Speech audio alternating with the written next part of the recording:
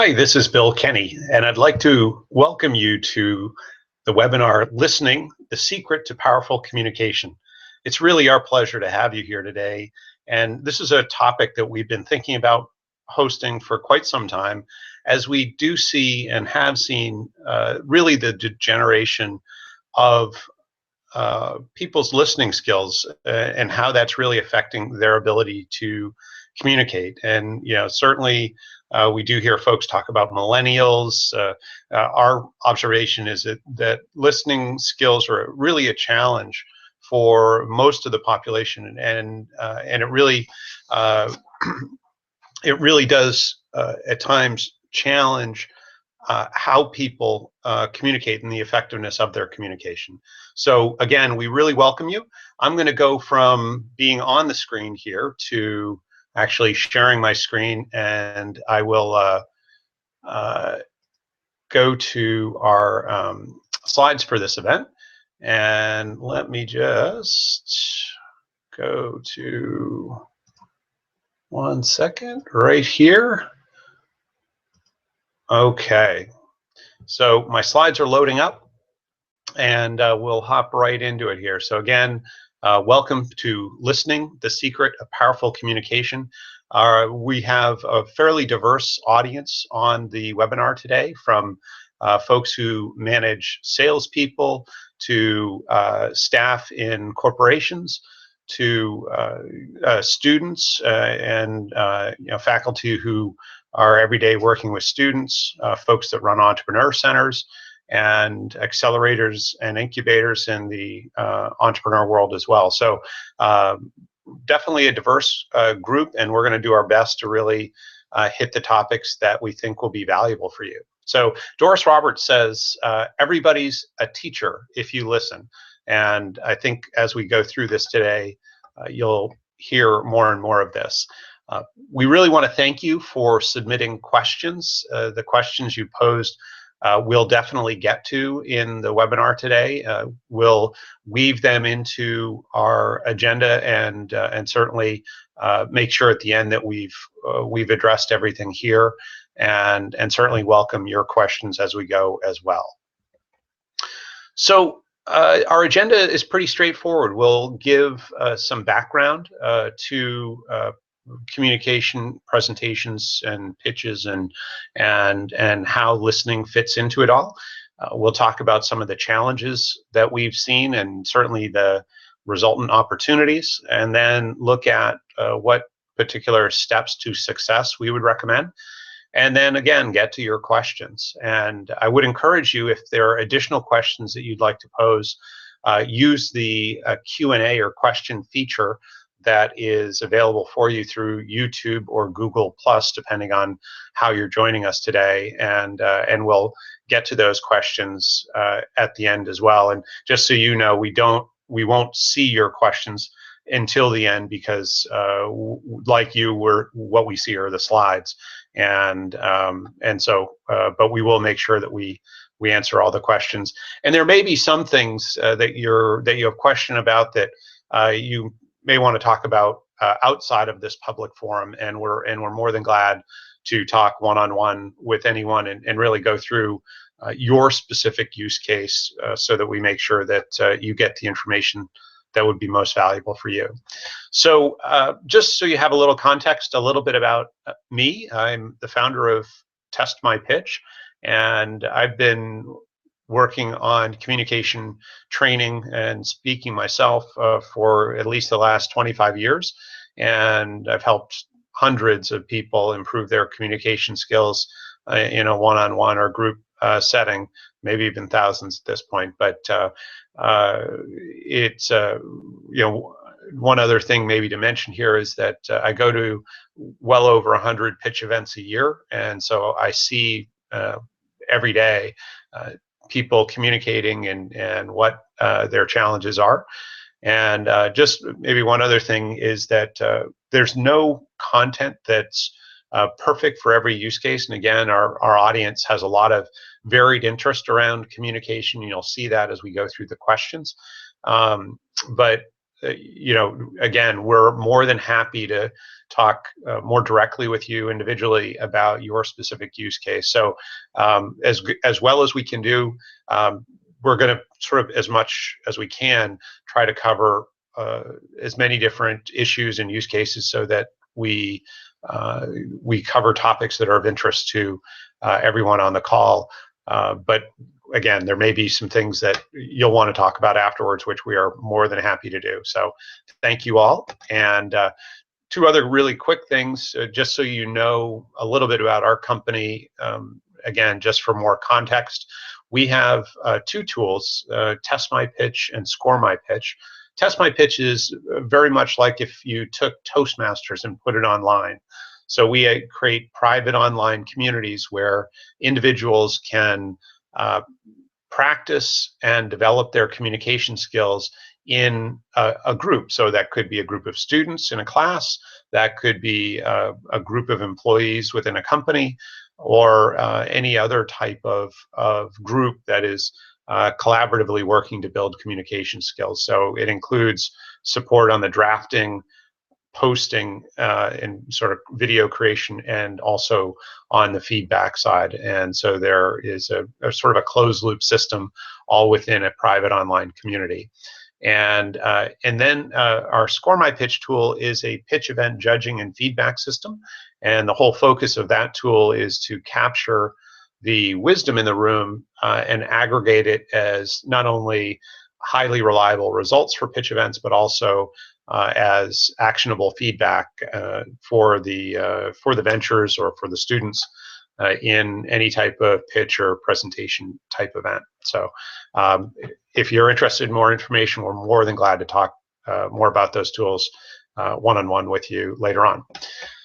So let's get into our agenda. And so the background with regard to listening and how it plays into communication really comes from, number one, when we think of presentations, there are really all different types of presentations that happen. We think of, somebody standing up in front of a room full of people, and that could be a corporate presentation. It could be in a boardroom. It could be in a sales situation. It could be at a pitch event or at a demo day. It could be a class presentation. It could be a community presentation of some kind in a town or city. But there are so many different sort of types of presentations that happen. And then, of course, there are panels or interviews that happen. And likewise, these types of presentations or interactive communication events are also can be where listening can play such an important role. And listening is something that happens not just with our ears, but it happens with our eyes. It happens with really all of our senses, and we learn a lot. And the more we learn by tapping into these senses, the more effective our communication will be. Just to reinforce this, there have been some significant studies in terms of how oral communication and listening fit into the importance in terms of interview skills. And so these surveys are done actually by some very large staffing companies that have looked at how, when you look at private companies, what are the key attributes that they look for in entry-level employees. So oral communication and listening skills in each case fit within the top three. In fact, oral communication is 1, and listening, it goes 2, 1, 3. But it's in each case, both are very high on the scale here. And quite interestingly, the last one on this scale is, or in this comparison, is grade point average and academic performance. In each case, finishing outside of the top 10. And when I think of listening, and you think of it in an interview setting, how many times have you interviewed somebody where they answer the question you asked, and what does that do to them as a candidate? And so, those are the types of things we want to help our students, our staff, and whatnot, and maybe even ourselves, get better at? How do we evolve those listening skills so that we can perform better, not just in interviews, but when we're out selling, when we're out asking for investment, whatever the sort of our day activity is. The we and the people we work with can definitely improve our communication through improving our listening. So a lot else sort of in the background area that relates to communication and how to improve our communication. What you'll see is most organizations are aimed at how do we give you the magic slides for your presentation. Here are the 10 slides that you'll need to be successful in pitching. And you'll see actually there are some experts, quote unquote, who tell you here are the magic 14 slides that will get you investment every time. And so, there's some folks that focus on the slides, the sort of graphics, and there are others that focus on some simple rules, make it legible, make it simple, make it obvious. All things probably most of us know, and so again, these are the sort of best thoughts from folks who coach people on communication. So maybe we need to work on our graphics and our slides. Maybe we need to work on our script a little bit. Certainly we can work on our ability to answer questions. So our Q&A, and certainly there are folks that are focused on how do we answer questions more effectively and so on.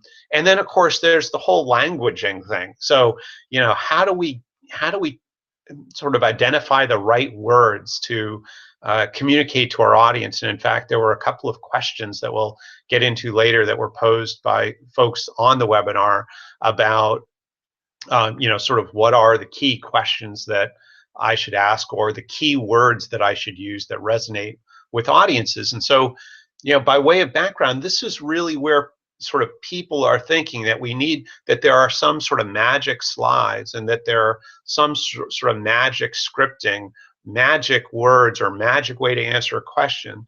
And really the whole sort of context of this presentation, of this webinar, is really about none of that matters. The words don't matter, the slides don't matter, how we're going to answer questions doesn't matter until we know what our audience wants, what their background is, and so on.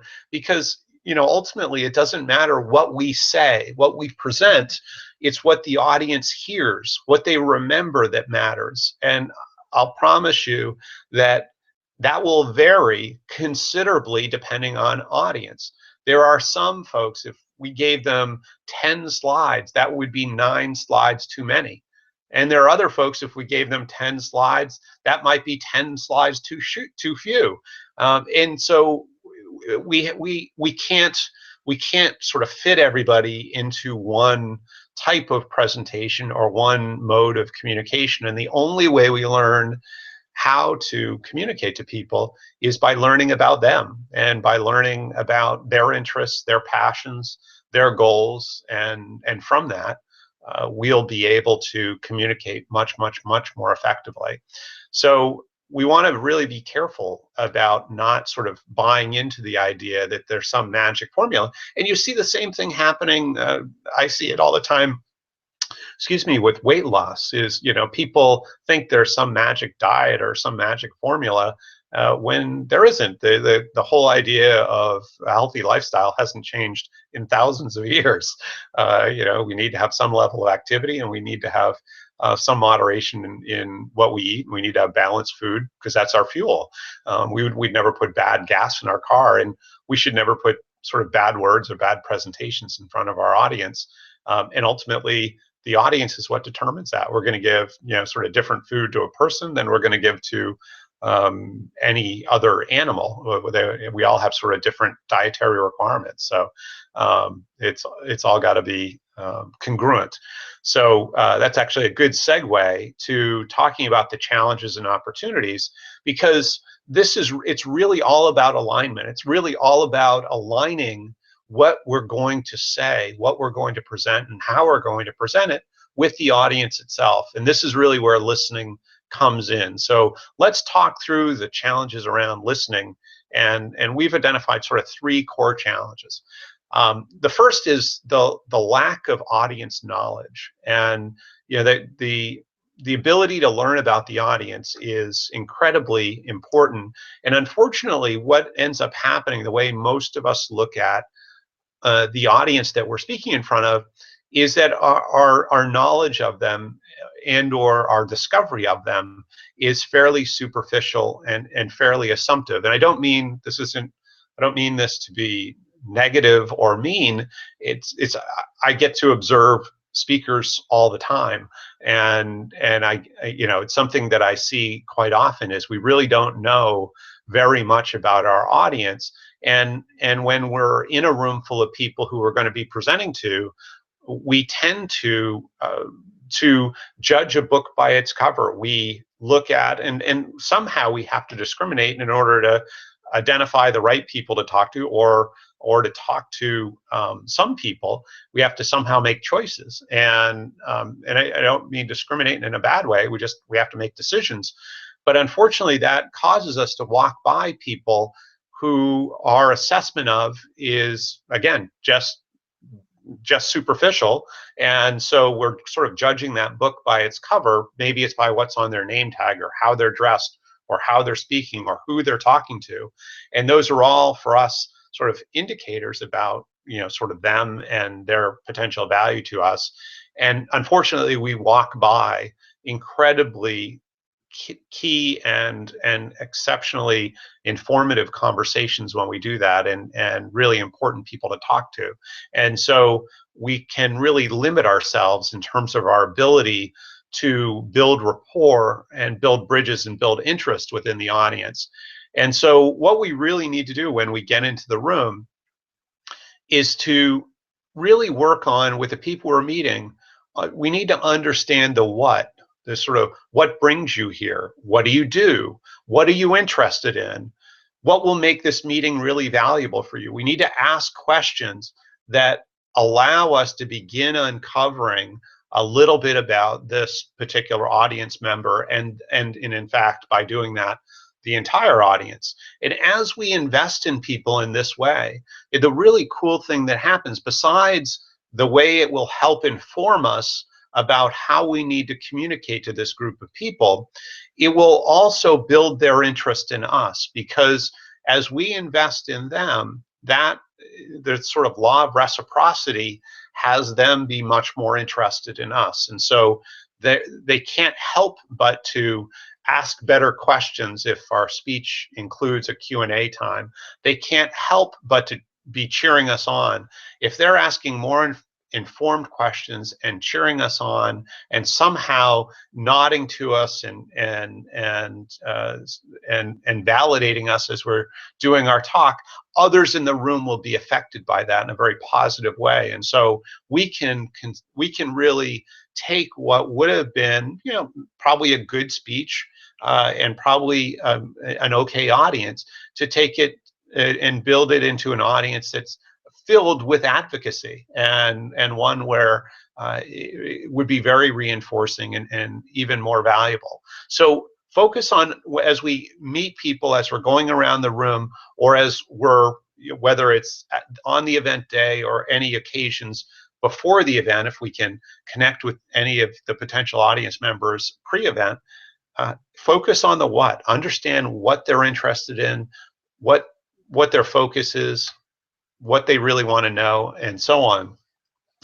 So the second issue that challenges people with regard to listening is the lack of empathy, the lack of really trying to understand somebody's perspective from their point of view, and really getting down to, what is it that is important to them, and can define empathy. Empathy is seeing with the eyes of another, listening with the ears of another, and feeling with the heart of another. And it's often people will say it's really about standing in someone else's shoes or sitting in their chair, but seeing the world from their perspective. And so when we look to improve perspective, we're, again, these are funny shoes to stand in, but we're going to be standing in someone else's shoes, seeing the world from their perspective. And here it's really about understanding the why. So we understand, now that we understand the what do they do, what are they interested in, and so on, then it's really about understanding the why. So if there are certain things they're interested in, well, why is that of interest to you? What, you know, why do you want to know about that? What is it that knowing about that, how will that help you? Those types of things. But if we can understand the why, then we'll understand their motivations, then we'll understand the context of their interest. And context really is everything. If we, just imagine that, there are 50 people on listening to this webinar today, and maybe we said, that, somebody said, well, gosh, speaking quality is important. Well, if we asked all 50 people to define quality, or to tell us why quality is important to them, we would probably have 50 different definitions, and or 50 different reasons why quality is important. And so if we don't have that context of why it's important to an individual, we certainly will be very challenged to give them information through a talk, through question and answers or whatnot, that would be relevant. And so when we understand the what and we understand the why, we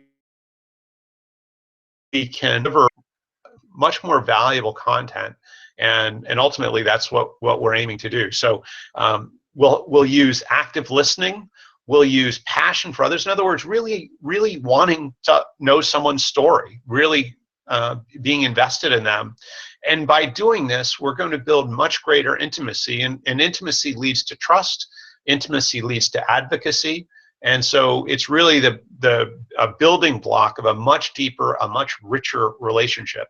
And if a room of people is worth talking to, whether we're applying for a job and going through an interview, or whether we're doing a sales presentation or an investor pitch, or whatever the case may be, if that room full of people is worth talking to, then they're worth talking to well. And when we talk well, there are a lot of things that happen. That room now is much better informed. They have a sense of us, and they are now empowered to potentially advocate us. And that becomes just a really strong part of our resume, of our history, of their sort of knowledge of us. So let's see. Oh, yes, skipped over a quote here. I'm sorry. So Stephen Covey said, when you really listen to another person from their point of view and reflect back to them that understanding, it's like giving them emotional oxygen. And that's really what we want to do with people. We want to listen well and support them in a way through our communication and through the knowledge and skills that we can impart to them. We want to give them that emotional oxygen.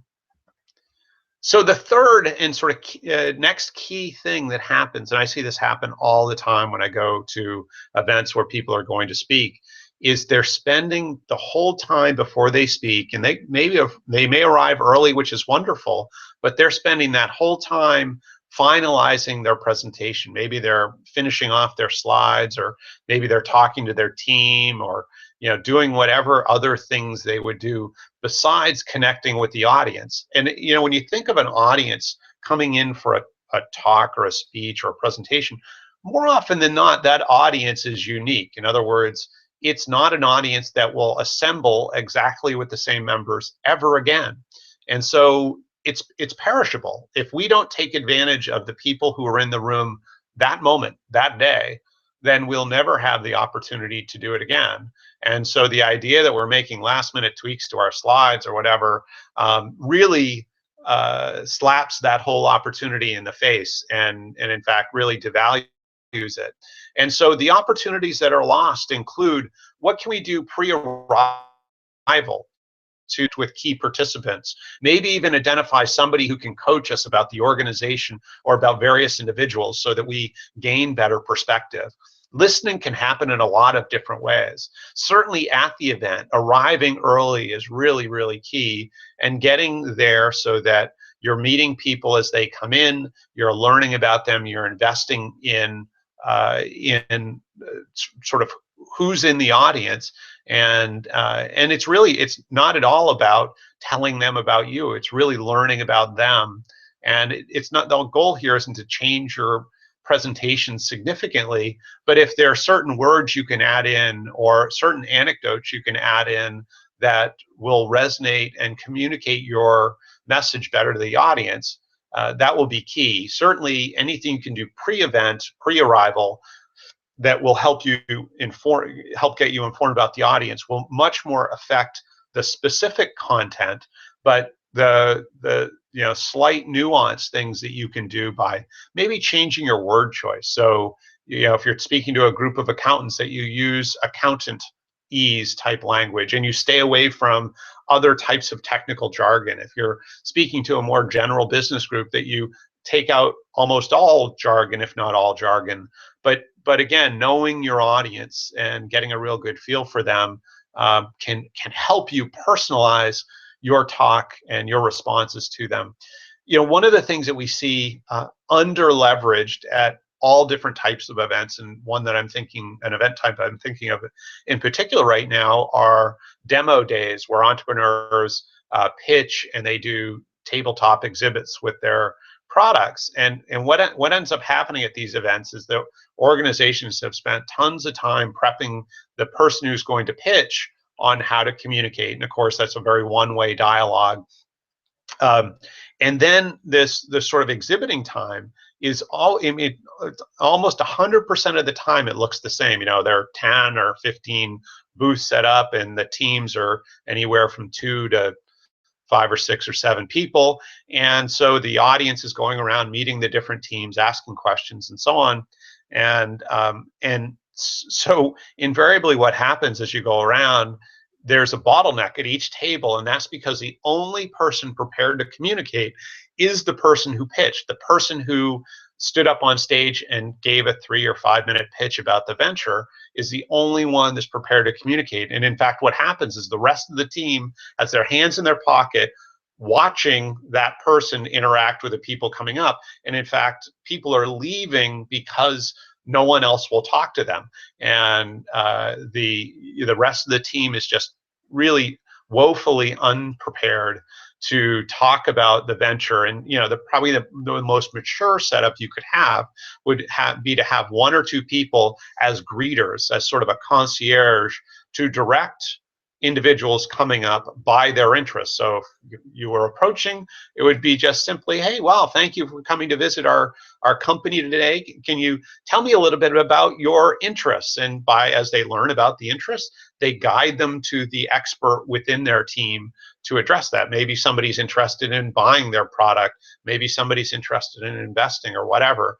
But the more we can activate our team, the better we're going to do in all these types of events. And this just doesn't apply to demo days. It applies to any type of business event. The more we can engage people in the process, the more connections we're going to make. Imagine in that pre-event situation, if it wasn't just the pitch person who is going out and connecting to the audience, but all 5 team members who are going out, and they're going to meet 5 times more people if they do that than if they just had one person going out to connect with the audience. They get all 5 people out meeting different people and connecting and being able to share stories with those people. The connection with the audience will just be so much greater. And that's, ultimately, that's where listening happens. It happens more often than not belly to belly. And again, not just from what we hear, it's from what we observe, the body language people have, the mannerisms they have, all those nonverbal communications are also key. Let's see. Okay, so in sort of as I talked about, it really comes down to working the room in these situations. What do we do? How prepared are we to do it? And making sure, again, not just one person, but the whole team is engaged in this process. And again, the more we're engaged, the more we're going to learn, the more we're going to listen. Every presentation builds on the next opportunity to present. And what we learned from this room full of people can be applied to the next room full of people. So the listening we do isn't just for today and just for this event or the event coming up. It's for all future events. All these opportunities provide anecdotes, they provide stories that make our story richer. So the steps to success and how we're going to sort of take a look at how do we sort of take these challenges and leverage them to create good opportunities. So we've identified 4 steps to success, and we're going to go through those. And so let's start with Ernest Hemingway. He says, "I'd like to listen. I've learned a great deal from listening carefully. Most people never listen." That certainly we don't want to be us or our students or our staff or whatnot. So the first of these 4 steps to success that we suggest is to teach. We need to, certainly we need to provide people with knowledge so that they can develop their background and have context to what we're going to be asking them to do. And so, learning the techniques. What is active listening? What's golden silence? How do we evaluate body language? How do we learn from that? How do we observe the environment? And what I mean by that, and there are all sorts of environmental observations from when we're going into facilities. If we're in a company facility, noticing what awards they've won or what plaques are on the wall, or anything like that that would be informational and helpful to create a situation where you can have more knowledge and be more understanding and relate to the individuals in the organization. Other environmental observations might include just even understanding the room you're walking into. It's not just understanding the audience. I was recently at an event where there was a very loud HVAC system, and it affected how people could hear in different parts of the room. And so it was really actually amazing how that HVAC system, when it was on, the people in sort of one area of the room couldn't hear at all unless the speaker really was observant of that and spoke up, almost really yelled so that they could hear him or her. And so having those environmental observations is key, because you could do all the right things, right? You could understand the audience, you could have the right slides and right visuals, you could have the right script, but if ultimately they can't hear you, all of that important customization, all that important sort of presentation preparation goes for naught. And we want to make sure that we don't get sort of hamstrung by missing some simple things like that. So environmental observation is key. And then learning about discovery questions. What's an open-ended question? How do we use them? What's a confirmation question? How do we use those? And on and on. There are a variety of things that our students and staff and cohorts need to learn in order to be successful at listening. So getting that sort of fundamental knowledge in about how to listen and why.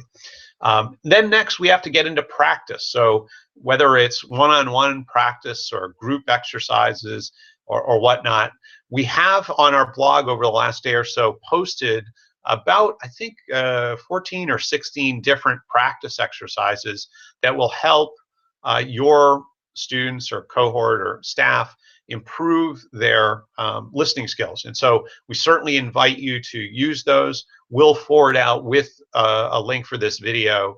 We'll forward out the links on the blog to those posts. But you'll have exercises like telephone and don't interrupt and I see and on, that again, if they're done in training sessions or in various team meetings or in classes or whatnot, will help your team develop their listening skills. Next, we have to test. We have to make sure that we've learned what we intended to learn. So role playing in mock interviews or mock sales meetings or Q&A sessions will help identify whether the skills have transferred, whether the knowledge is transferred, and this is iterative. So we want to practice with some frequency. We want to test with some frequency, and as we do, our skills will continue to evolve and improve. And so we need to progress through that and keep making it fun, keep making it interesting. Next, we need to repeat. We need to sort of continue to evolve these skills.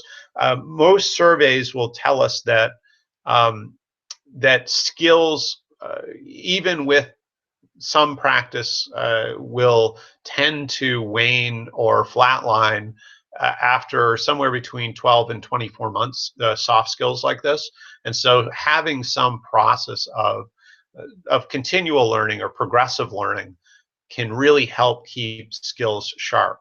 So Dean Jackson said, listening is an art that requires attention over talent, spirit over ego, and others over self. So we want to get to your questions, and again, I'd invite you to submit questions, additional questions online. And just before I go back to being on the screen, let me just share 2 more slides with you really quick. Just to let you know, we've just released a new program that you or your organization or folks that you know may be interested in. We've developed for use of our Test My Pitch platform, a program where it could be staff or team members or whatnot who are looking to build their elevator pitch. It could be for career, it could be for sales, it could be for just general networking, or their networking self-introduction. We have a 12-week program that incorporates in a couple of webinars that give them the knowledge, that give them sort of the teaching side, and then they would use our platform for for that 12-week period where they would have the support to draft, post, and get feedback on their pitches so that they can continually evolve them. And so again, the iterative process, but very much focused on experiential learning. So again, not just getting the sort of abstract book knowledge, but getting the ability to practice, getting quantitative and qualitative or contextual feedback, and so that they can continue to improve their ability to perform wherever they are in the community, whether they're out in a sales opportunity, whether they're in front of an employer, or whether they're at a networking event, the ability to represent themselves and ultimately your institution exceptionally well. And so ask us more about this program. It is really exciting, and we're seeing a lot of really neat results from this. And again, it can happen virtually, so it's very efficient for the organization. Next, I just want to mention our next webinar again before I stop sharing slides here. Our next webinar is going to be on Friday, January 22nd, again, noon Eastern time, and the title is Criteria Conundrum, and the goal is to help you evolve the best criteria for your purposes, whether you're evaluating presentations in class or investor pitches or idea pitches or any type of situation where you're evaluating communication. We've come up with a really good system to develop strong criteria, and so we'd love to share that with you. It's actually a really this should be a really strong webinar. We've actually done it several times now and had great response, so we hope you'll join us for that. I am now going to stop sharing my slides and go back to the screen. So you'll see me in just a second. And let's see, did I stop? Okay, I should be on the screen now. So anyway, hi everybody. And let me just grab the questions here. So the questions we have, what I'm gonna do is go through these questions. Certainly, again, if you have any you'd like to pose, we'd be happy to answer those as well. But most of these are very much on topic. There are a couple that are not necessarily on the topic we've been aiming to address, and I'll aim to answer those as best I can. But anything that I don't fully answer for you, let me know and we'll talk about it later. And certainly glad to have any one-on-one conversations. So let's hop into it. So the first question, how do we make presentations more powerful? Real simple answer, know the audience. Know as much as you can about the audience and only give them the content they ask for. Think of that situation in the interview where you ask someone a question and they don't answer it. It's really frustrating.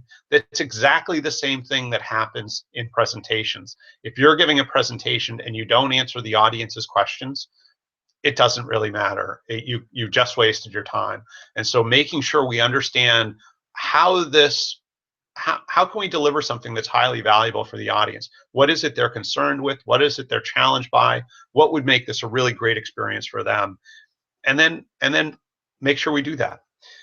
Next question.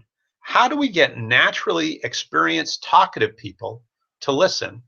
I really think it's by engaging them. It's really about getting them into the process of practicing it, giving them sort of thinking about the 4 steps we just talked about. We want to make sure we teach them the best practices, the different things like active listening and good questioning skills and so on, and getting through sort of people's superficial questions to really understanding what they're asking and why they're asking it. Getting people on our team to practice, making sure that we're not stopping just at the knowledge side, but actually at the skills side. We want to make sure they manifest that knowledge in terms of skill development, and of course ongoing sort of making sure that we're testing and course correcting as we need to make sure our team is listening. And I find most organizations I go into, people just are just terrible listeners. They don't, it may be that they don't care. In other words, they don't have empathy. They don't, that's not a big concern for them to understand your perspective.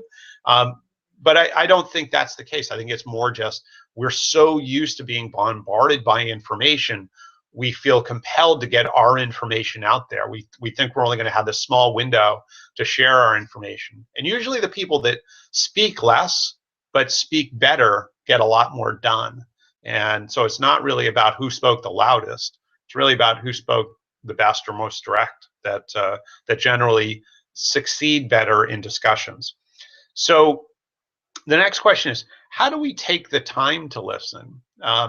Well, I would suggest that you don't want to take your time to talk until you understand what to say. So reverse that maybe and think about how do I take the time to talk because I'm going to be so darn busy listening and working my butt off to understand and to understand thoroughly before I communicate that I need to I'll need to make sure that I take just a moment and share my thoughts. And it's always amazing when you see people that are good listeners, is invariably they're the one that speaks the less. I should speak better.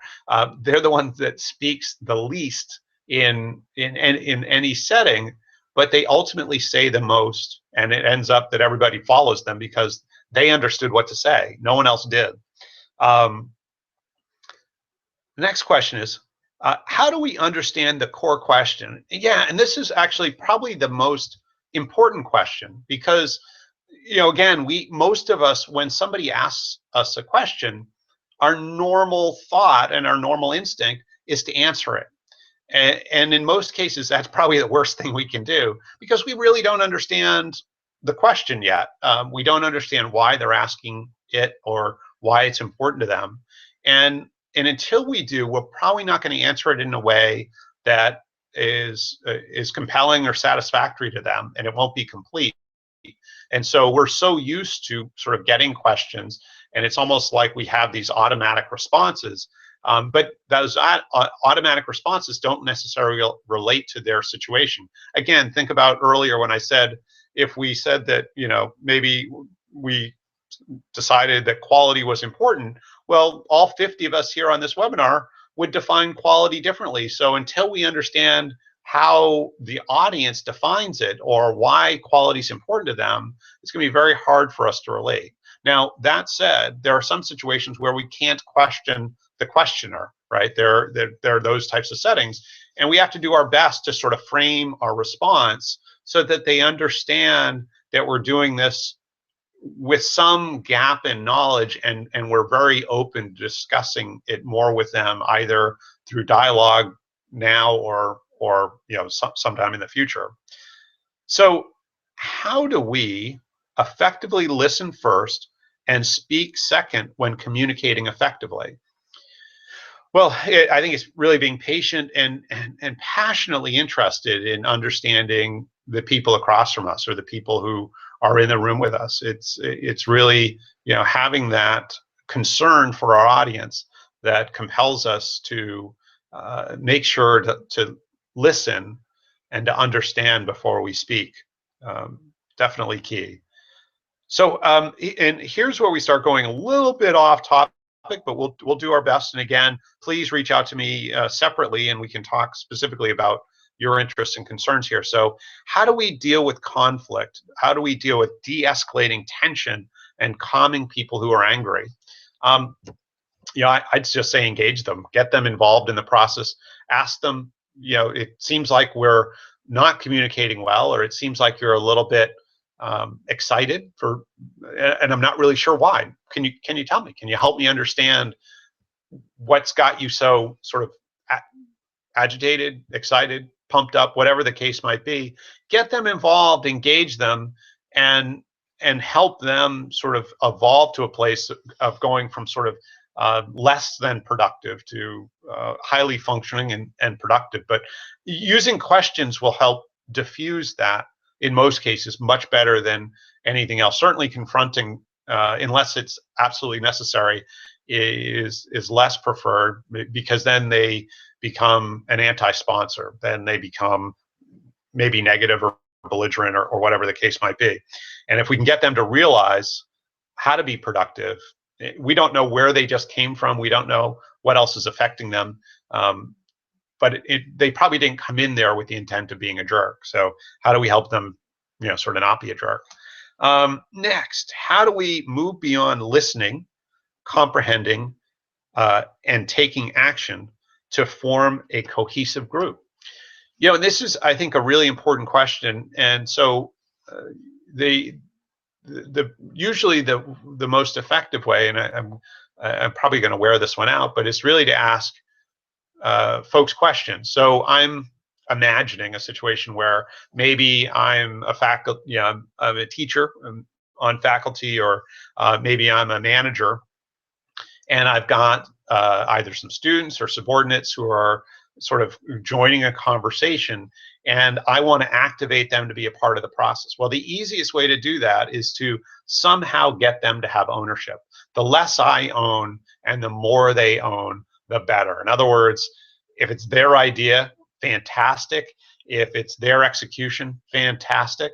But the more likely through questions. So, gosh, guys, here's what we've talked about. It sounds like we've all agreed to these, this outcome. How do you think we ought to do that? And is somebody interested in leading this? Getting them involved, giving them ownership. Again, could be students, could be subordinates, whatever the case is. But the more we can engage people and make it their idea, make it so that they sort of have a stake, have an investment in the process, the better it's going to be. And it takes good listening. It takes really good listening to make sure that we tune into that. And sometimes encouragement. We've got to excite people about owning it. But in most situations, I think people enjoy leading if we give them a pathway to succeed, to be successful. But if it's a dead end, that's probably not going to be very good. So just a couple more questions. So how do we bring everyone back to attention all at once? Again, this is probably a little off the topic we were aiming to talk about, but I think just there are a variety of techniques for gaining attention in a facilitation way. There are clapping techniques that cause people to pay attention. Again, it kind of reminds me of going back to summer camp or something. But there are also techniques of standing near people who are still talking and just getting eye contact with them and getting them to stop. There are a variety of techniques here, and I think being you know, I actually gave a talk not long ago where I didn't do well in this regard. It was actually for a teacher. I was teaching on a college campus, and I've never been in this situation in a class before. Afterwards, I role played it with myself several times. But the students, probably about half the class was paying great attention, very interactive, very supportive, and seemed very engaged. The other half didn't seem engaged at all, and in fact, a few folks were having side conversations, and it really kind of threw me off that the professor wasn't controlling this, and I didn't, and I should have, in retrospect, demanded that their attention or that they step out in the hall. And it was on me to do that. I think as speakers, we have to understand that we can't jeopardize the experience for the people who are interested in the content, for the people who are just taking up space, and so every situation is different. It's hard to sort of superimpose sort of that experience on any other experience. But I know in that situation, I really wished I had behaved differently. I think it would have helped the professor. I think it would have helped the students ultimately. Let's see. What is your favorite, or what are your favorite open-ended questions which never fail to get a good response? Boy, don't I wish I had a magic open-ended question. I wish I could tell you that there is a magic one. I think the way we ask questions and the questions we ask is very much audience dependent, and the more that you do it, the better the questions become. But ultimately, open-ended questions are really about allowing people to share their thoughts without restriction, without guidance or challenge. And really, where most people fail when they ask questions is to stop when they've asked the question. So in other words, there are many people who ask questions and then offer responses, like an A, B, C, or D. Circle one. There are others that will ask a question and then answer it. There are others that will ask a question and ask another question and ask another question. So there's something called golden silence, and ultimately it's about asking a question and shutting up and allowing people to answer and giving them the support, the encouragement to answer. And there may be follow-up questions. We may want to qualify what they said. We may want to repeat it back to make sure we understood it. We may want to ask a confirmation question. All sorts of different techniques happen. But ultimately, it's about asking and being quiet.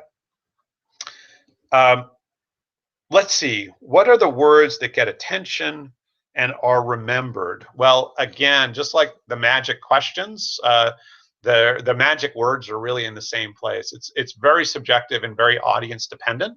And I would suggest there aren't any magic words. There isn't a magic food for a diet, eat pineapples this month or something. No, not the case at all.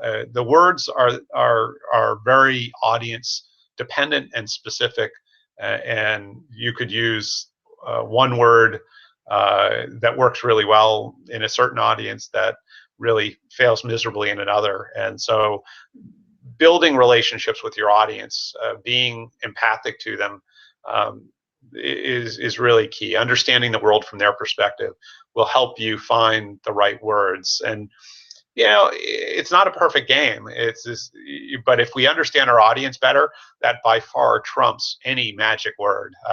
It really will. Let's see. The last question. What's the new idea, or what new ideas exist to keep the